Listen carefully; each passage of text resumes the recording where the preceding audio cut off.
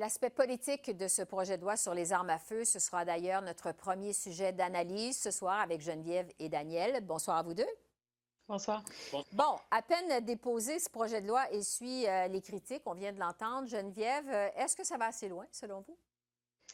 J'ai l'impression que le gouvernement essaye de repasser un projet de loi dont on parle depuis à peu près une trentaine d'années, mais les circonstances ont changé. Alors, les gens veulent d'autres choses que arriver à un certain compromis qui pourrait plaire à la majorité des gens. Il y a des problèmes d'armes à feu dans les municipalités. Il y a un accroissement du nombre d'armes à feu aussi en circulation.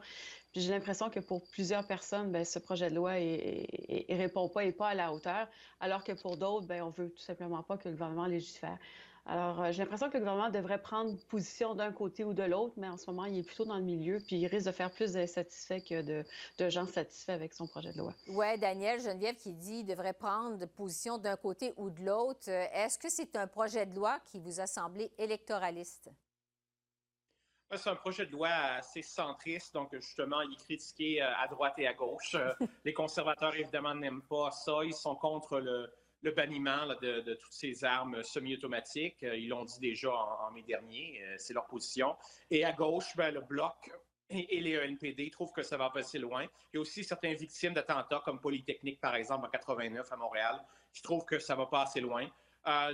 Oui, je pense qu'on essaie d'adopter une position mitoyenne, mais quand on fait ça, justement, comme Geneviève le dit, c'est que personne n'est vraiment satisfait.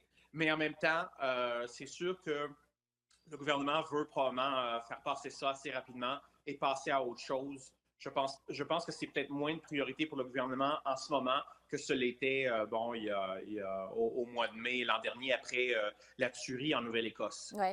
Sur l'augmentation maintenant de la cadence dans les livraisons de vaccins au Canada, les retards, ça commençait à se faire sentir dans les sondages, notamment sur le taux de satisfaction à l'endroit du gouvernement Trudeau. Geneviève, quel impact on pourrait prévoir sur le gouvernement que cette reprise dans la livraison des vaccins?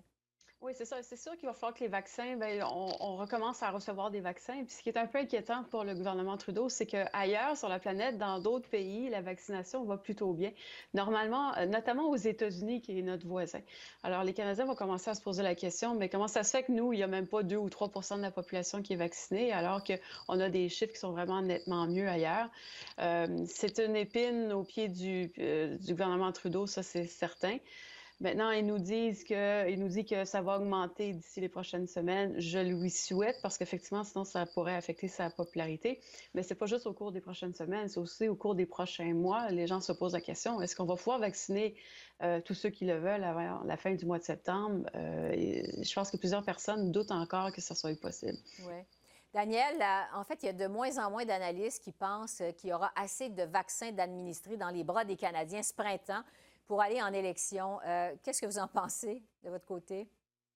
Ah oui, je pense qu'avec les retards récents qu'on a vus pour Pfizer, par exemple, que des élections au printemps, enfin, c'est pas les libéraux qui en veulent en ce moment. Je pense qu'ils espèrent que la situation, évidemment, va s'améliorer rapidement, ce qu'on prévoit pour ce qui est des nouveaux arrivages de vaccins, et que d'ici la septembre, la situation va être sous contrôle et que les gens qui veulent être vaccinés vont avoir été vaccinés. Si ça se produit, on pourrait imaginer un scénario d'élection en octobre, par exemple, mais il y a beaucoup, beaucoup d'incertitudes. Et ce qui est certain, c'est que la situation actuelle, pour ce qui est des vaccins, oui, nuit aux libéraux, et l'idée d'élection au printemps, là, après le budget, je pense que c'est une situation qui serait probablement moins favorable aux libéraux qu'ils l'avaient espéré peut-être à l'automne. Donc, on va voir, mais les partis d'opposition, eux, évidemment, font des choux gras, des retards là, qu'on a vécu au cours des dernières semaines pour ce qui est des livraisons de vaccins. Et ça va revenir dans la prochaine campagne électorale, surtout si elle se produit cette année, même si c'est pas au printemps. Je pense que ça va continuer à hanter le gouvernement pendant plusieurs mois, à moins qu'il y ait un revirement dramatique de situation et que vraiment tout le monde qui veut être vacciné est vacciné d'ici la fin septembre. Ce qui est je pense, un pari, mais c'est pas du tout certain que ça va se produire. Oui, parce que pour revenir aux élections au printemps, ça pourrait être dangereusement inutile, comme disait le chroniqueur Paul Journet dans la presse de ce matin. Daniel, vous parliez du budget il y a un instant. Je vais vous entendre là-dessus. Ce budget de la ministre Freeland, dont on attend toujours la date, ce sera en fait le premier budget en 2 ans au Canada, parce qu'on n'a pas eu en pleine COVID et tout, on le sait.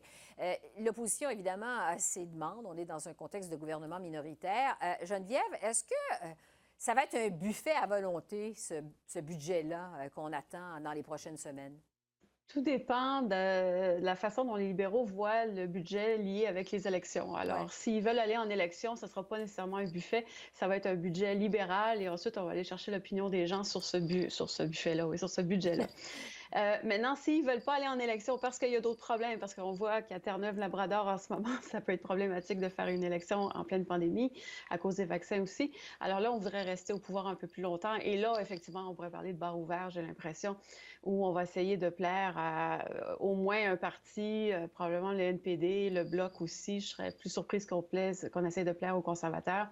Donc oui, ça pourrait effectivement signaler un budget qui offre énormément de dépenses. Alors, je pense que le budget va être intéressant parce que le budget va clairement nous indiquer les intentions du gouvernement s'ils veulent aller en élection rapidement ou si, au contraire, ils veulent attendre encore quelques mois.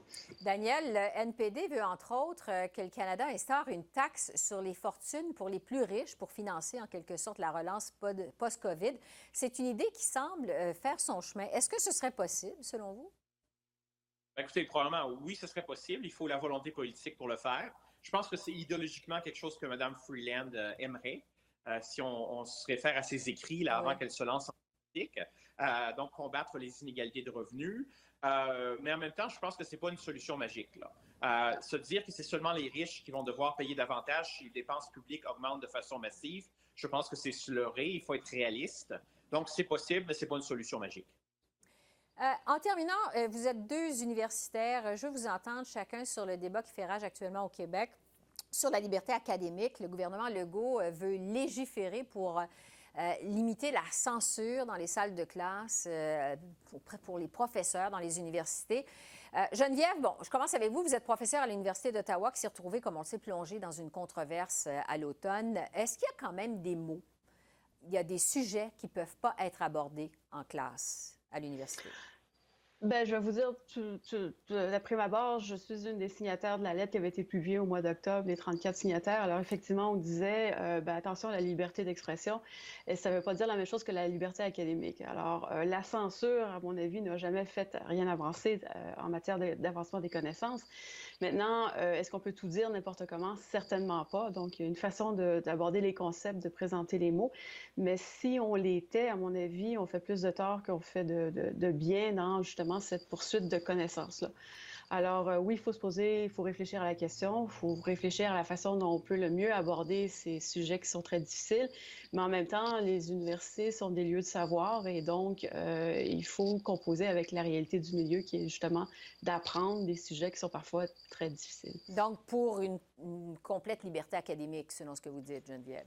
Oui, et ne pas confondre liberté académique avec liberté d'expression, avec diffamation, avec d'autres concepts aussi. Alors, on parle vraiment d'une façon de faire de la recherche et c'est dans le but d'avancer dans les connaissances et ce n'est pas autre chose. Alors, il faut bien cadrer ça. Je peux comprendre que le gouvernement veut légiférer. Je ne suis pas convaincue que ce soit la bonne chose. Les universités peuvent très bien déterminer les cadres. Mais je pense qu'il serait important que les universités collectivement en ce moment commencent à réfléchir à certaines façons, certaines balises là, à mettre en place pour que ça soit clair. C'est quoi les méthodes qu'on peut utiliser dans le contexte universitaire? Oui, parce que Daniel, j'allais justement vous poser cette question. Le gouvernement Legault au Québec veut légiférer. Est-ce que c'est au gouvernement de faire ça ou aux universités? Qu'est-ce que vous en pensez de votre côté? Et les universités sont autonomes. Je pense que les universités devraient faire ce travail-là. Je suis d'accord avec Geneviève. Je ne pense pas qu'une loi provinciale soit nécessaire.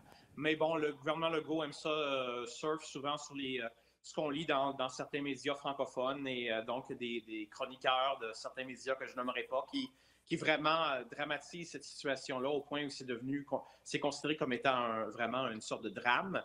Je pense qu'il y a des enjeux importants que Geneviève a soulignés. Je veux aussi mentionner qu'il y a quand même une différence entre le milieu francophone et le milieu anglophone. Et je pense qu'Ottawa, c'est intéressant parce que c'est une université bilingue et on voit ces tensions-là aussi entre le milieu francophone et le milieu anglophone dans l'univers académique et au-delà. Et les deux solitudes s'expriment aussi en matière académique, évidemment. Et je pense que on le voit au Québec comme à l'Université d'Ottawa et ailleurs au pays.